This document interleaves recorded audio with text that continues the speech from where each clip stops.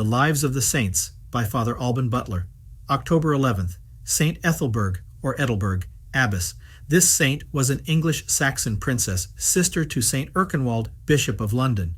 To the end that she might live entirely to herself and God, she in her youth renounced the world, and neither riches nor the tempting splendor of a court could shake her resolution. For the world loses all its influence upon a mind which is wholly taken up with the great truths of faith and eternal salvation.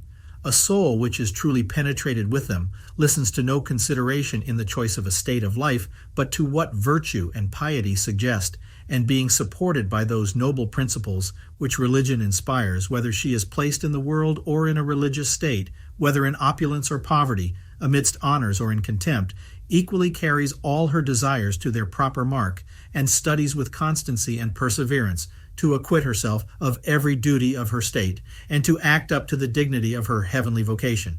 This makes saints who live in the world the best princes, the best subjects, the best parents, the best neighbors, the most dutiful children, and the most diligent and faithful tradesmen or servants. The same principle renders them in a cloister the most humble, the most obedient, the most devout, and the most fervent and exact in every point of monastic discipline.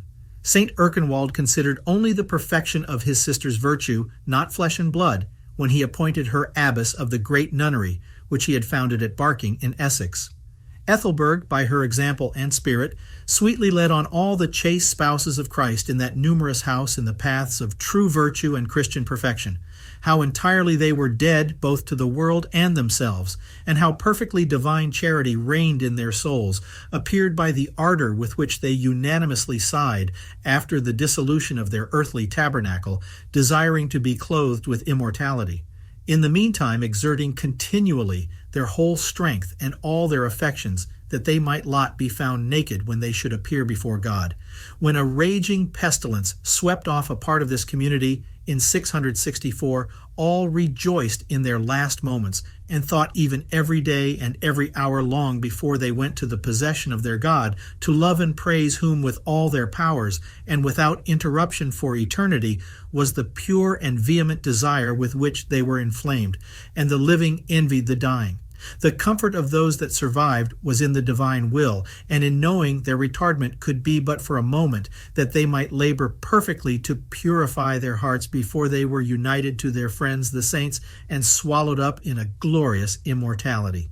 Saint Ethelburge survived this mortality for the support and comfort of the rest.